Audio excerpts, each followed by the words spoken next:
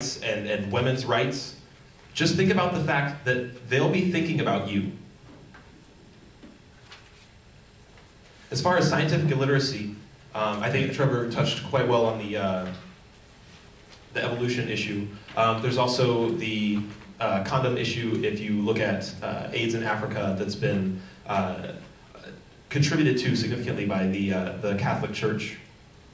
And then, of course, the atrocities that are committed in the name of religion. I want to respond a little bit. I don't know how much time I have exactly.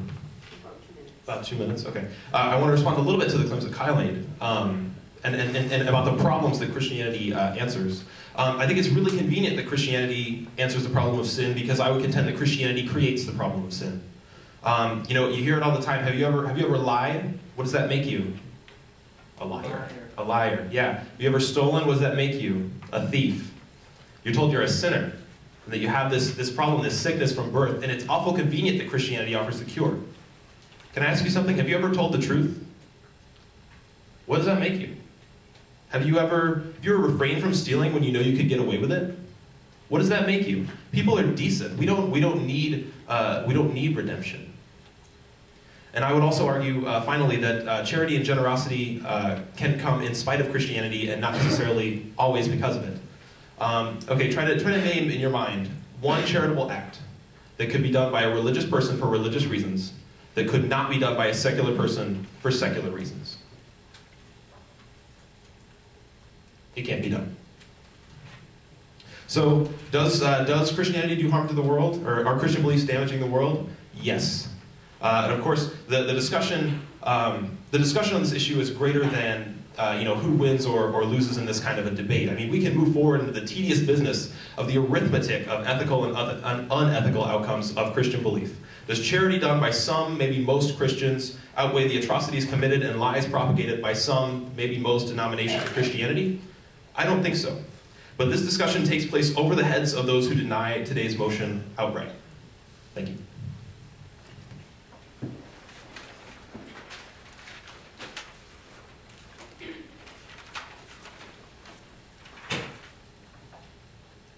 I think when we're taking a look at this question of are Christian beliefs damaging the world, it's important that we're strictly following biblical guidelines in our judgment of that issue. Because if we're looking at things like slavery, interracial marriage, opposition to those issues, we will find that they don't find those issues in the Bible, and they may claim to. They may claim to be following something like that, but they're not following the Christian doctrines laid out in the Bible. And with issues like slavery, it's addressed in the Bible. In the New Testament, there are letters written to slaves on how they are to conduct themselves, but it is not condoning slavery, and it's really given a cursory address there. And so many of these issues that people see as stemming from Christianity that is causing problems is really a false Christianity, which is not following Christian doctrines.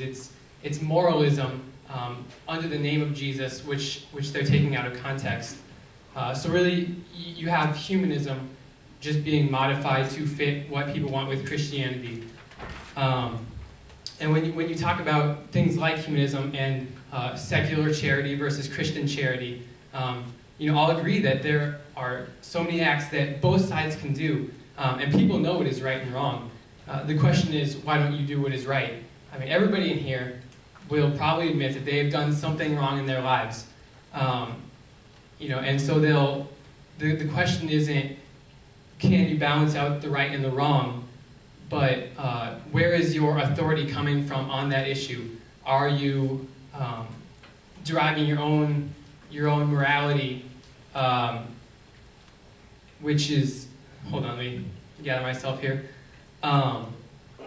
People are doing wrong things, and they say they can balance it out with the right things, when that's not the issue. The issue is that they have rebelled against that authority, which is God. And so when you have God, like Kyle said, there's that indebtedness that drives them to do good. And so it's more good comes from that, we would say, than from secular morality. But that's not the issue. The issue is that following Christ is the central issue there, and charity comes out of that. And as for the issue of God creating us with sin, he isn't responsible for our rebellion. He gave us no reason to disobey. We have chosen to, and he is offering the chance to change that nature, to help you overcome that immorality. And so to complain about him judging us for that has no place. We are not being punished for our disbelief. We are being punished for our rebellion against God. And then, again, back to the issue of Christians taking the name of Christianity, or people taking the name of Christianity in order to justify certain things, like saying masturbation will make you blind. I don't think I can find a verse that would tell you that. So people are taking these issues of religion, and they're using it to address an agenda, or to push an agenda that, frankly, isn't found in that. And the removal of Christianity from the equation, or really any religion, is not going to make this issue any better.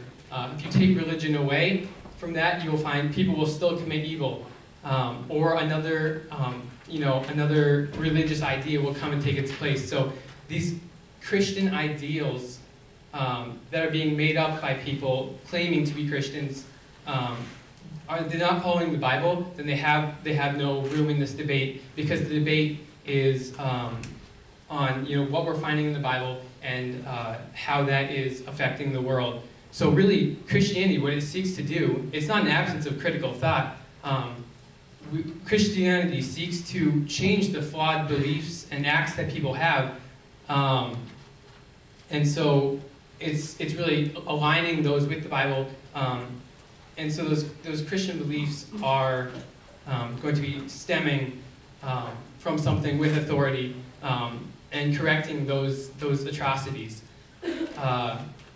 So I think, just in a summation, we talk about civil rights today. It's dealing with sin issues, not discrimination.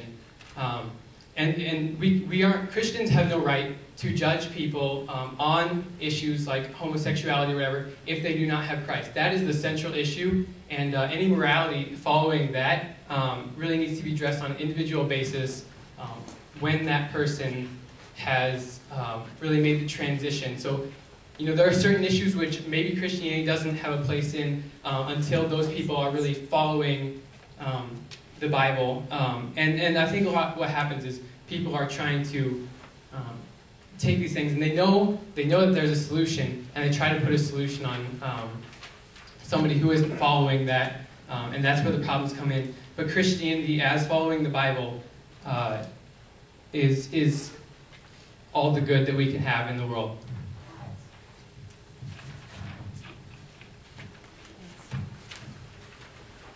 Let's have a round of applause for our debaters.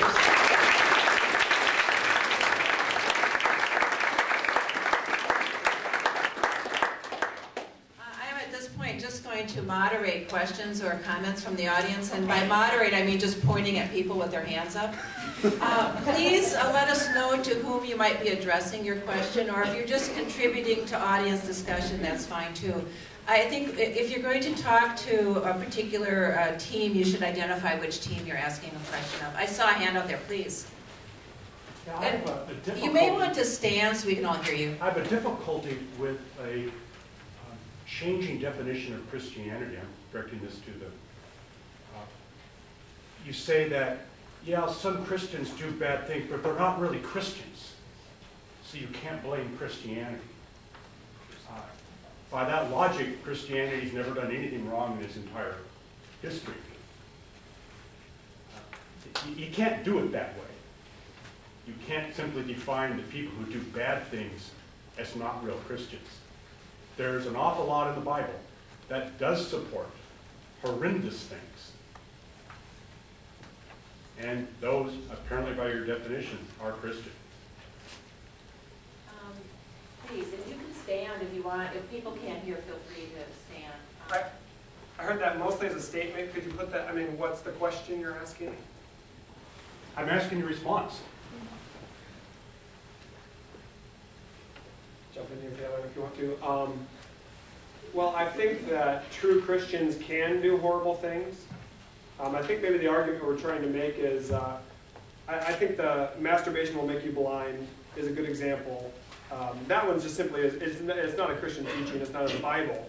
It was taught by somebody who may or may not have, they claim to be a Christian, they may or may not have been, but I think that the argument was that a lot of these atrocities that are being mentioned didn't stem out of Christianity. They were either maybe a misunderstanding of what the Bible does say, or just saying that masturbation will cause you to be blind is just made up, it's not in the Bible.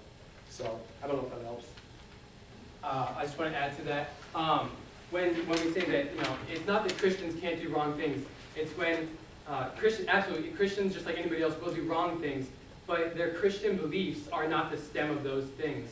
The key to Christianity is to love God and love others. And so when following that, under a strict sense, their Christian beliefs are not the root of the problems. It's their human nature, which we would say is sinful. I'm going to go over here to this far corner. Keep raising your hands, I'll get to you. Mr. Beckman, you referenced that Christianity supported slavery. But is Christianity the origin of slavery? Or is it a product of the times of which the Bible was ever written? Well, I think the problem is that an institution that claims to have the moral high ground, that tells its followers how to act and what to believe, that claims that it's following a perfect God, needs to have perfect moral judgments. And when you might not, slavery didn't start with Christianity, but when it accepts it, when we see Christian Bible verses being cited as reasons to accept it, I think that's a problem. I'm going to go in the blue vest in the back. Bearded blue vest. Yeah. I'm sorry, I thought. There are a tremendous number of rules and regulations that are in the Bible, especially in the Old Testament. How do you pick and choose which ones you follow? The Ten Commandments is a real good start, but there's a huge number. For example, the dietary laws. Sure. First of all, as far as laws, I would say primarily, Ten Commandments first. Primarily the law in the Bible is not, we see this in Romans 2, the purpose of the law is not to teach us to do right, but to reveal to us where we're wrong. So I think it's a good argument that we don't need God, we don't need a set of religion to show us what's right, and I totally agree with that. You look at the Ten Commandments, and for the most part, they are self-evident. Most of us know that lying and stealing and killing is wrong naturally.